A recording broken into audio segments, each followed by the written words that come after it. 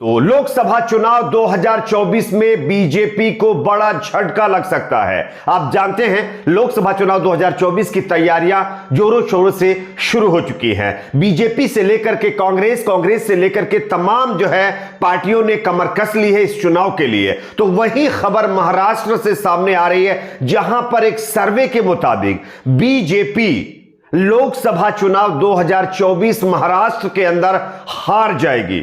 कितनी सीटें उसको मिलेंगी, इसके आंकड़े जारी किए गए हैं, इसको लेकर के दावे किए गए जो आगे हम आपको बताने वाले हैं। साथ ही साथ एक और बड़ी खबर आ रही देश के गृह मंत्री अमित शाह की रैली को लेकर के। खबर यह है कि सोनीपत के अंदर अमित शाह की एक रैली थी, लेकिन उस रैली में जाने के लिए जिस हेलीकॉप्टर में गृह मंत्री अमित शाह जाना चाहते थे वो उड़ान ही नहीं भर सका है। इसके पीछे की वजह आगे हम आपको बताएंगे।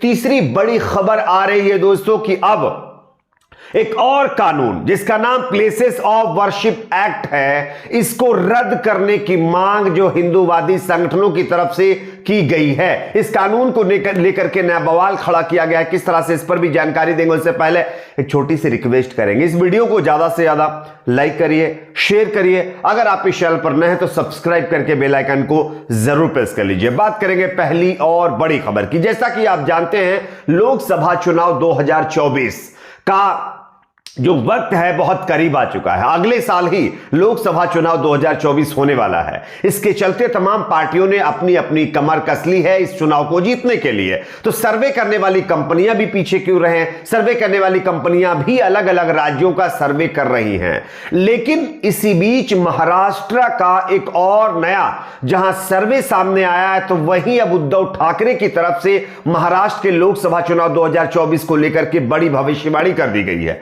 यहां पर बीजेपी का सुपड़ा साफ हो जाएगा। यह मैं नहीं कह रहा हूं, आप इस खबर को देखिए।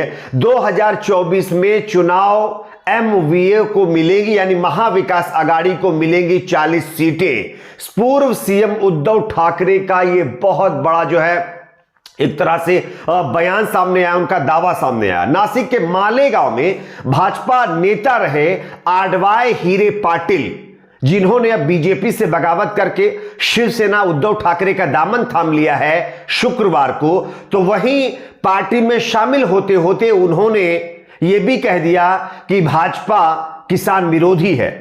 और इसी सभा के अंदर पहुंचे जो है उद्धव ठाकरे ने यह दावा कर दिया है कि सर्वे करने वाली कंपनियां 34 सीटें महाराष्ट्र के अंदर महाविकास आघाड़ी को दे रही हैं, लोकसभा चुनाव की 34 सीटें। लेकिन उद्धव ठाकरे का मानना है कि महाविकास आघाड़ी को कम से कम महाराष्ट्र के अंदर 40 लोकसभा सीटें मिलेंगी।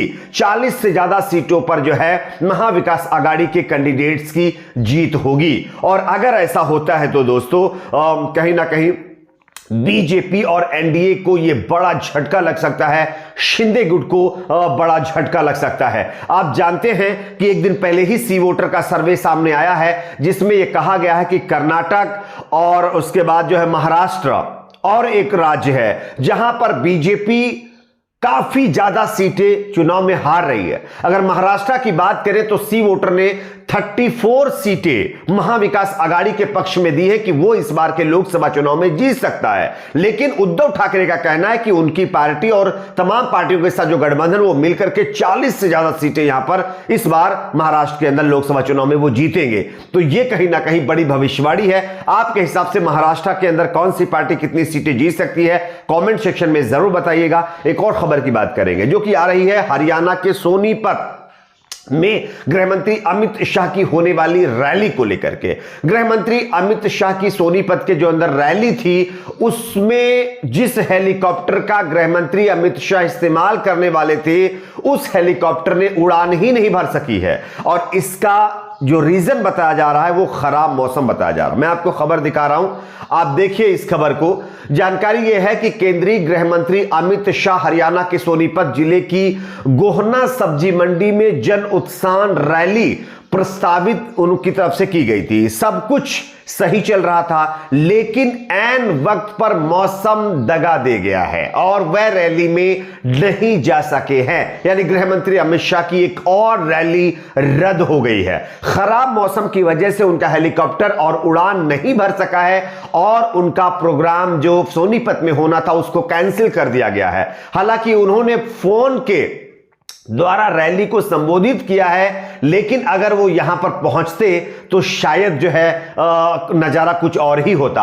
आपको बता दें कि 2024 के लोकसभा चुनाव की तैयारी के लिए गृह मंत्री अमित शाह ने जो है इस रैली को संबोधित करने के लिए सोनीपत जाने का प्लान बनाया था, लेकिन ऐन वक्त पर हेलीकॉप्टर और खराब मौसम ने जो है यानी उनका साथ नहीं दिया और उनकी ये रैली कैंसिल करनी पड़ी है। इससे पहले आप लोगों को पता होगा त्रिपुरा के अंदर, उसके बाद एक और राज्य के अंदर अमित शाह जी जाना चाहते थे अपनी रैली को संबोधित करने के लिए, लेकिन वो नहीं जा पाए। उसकी वजह यही थी कि खराब मौसम की वजह से उनका हेलीकॉप्टर 2-3 और राज्यों की रैलियों में उड़ान नहीं भर सका था। और इसकी वजह है कि बैक टू बैक लगभग तीसरी ये रैली है जो गृह मंत्री अमित शाह की रद्द करनी पड़ी है। इस रैली को कैंसिल करना पड़ा है, लेकिन हां, वीडियो कॉल के माध्यम से उन्होंने इस रैली को संबोधित जरूर किया है। आपकी अपनी इस पर भी क्या राय जरूर बताइए। एक और खबर की बात करेंगे दोस्तों।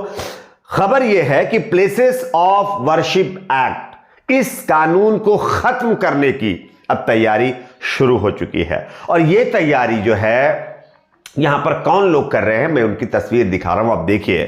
प्लेसेस ऑफ वर्शिप एक्ट असंवैधानिक, एडवोकेट विष्णु शंकर जैन बोले हैं गलती को अब सही करने का समय आ गया है। आप जानते होंगे कि ज्ञान व्यापी श्रृंगार गौरी प्रकरण में हिंदू पक्ष वकील विष्णु शंकर हैं, जो अब प्लेसेस ऑफ वर्शिप एक्ट यानी पूजा स्थल कानून की वैधता पर सवाल खड़े कर रहे हैं। उन्होंने कहा है कि इस कानून के जरिए मुगल काल में तोड़ दिए गए उपासना स्थलों को प्राप्त करने के कानूनी रास्तों को बंद कर दिया गया है।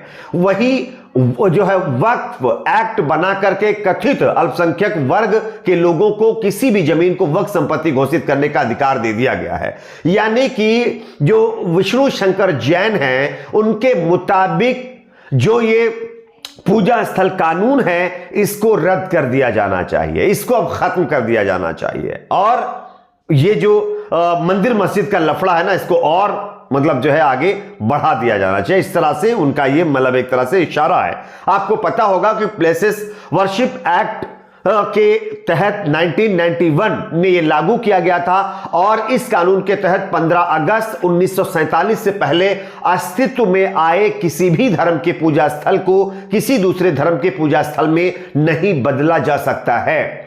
और यही चीजें इन लोगों को पसंद नहीं आ रही है। ये चाह रहे हैं कि देश में हिंदू मुसलमान के नाम पर, मंदिर मस्जिद के नाम पर लगातार विवाद होते रहें और इनकी रोटियां सिकती रहें, क्योंकि जब विवाद होंगे, जब मंदिर मस्जिद के लफड़े होंगे तो इनके पास केस आएंगे, ये केस लड़ेंगे, उसमें इनकी आमदनी भी होगी और इनका प्रमोशन भी होगा। तो इस तरह से इन चीजों को लेकर के ये विवाद खड़ा करने की कोशिश की जा रही है। वैसे देश में और कई मुद्दे हैं, काश उन पर जो है ये बात करते तो ज्यादा बेहतर होता। आपकी अपनी इस पर भी क्या राय जरूर बताइए। वीडियो को लाइक शेयर, चैनल को सब्सक्राइब जरूर करें।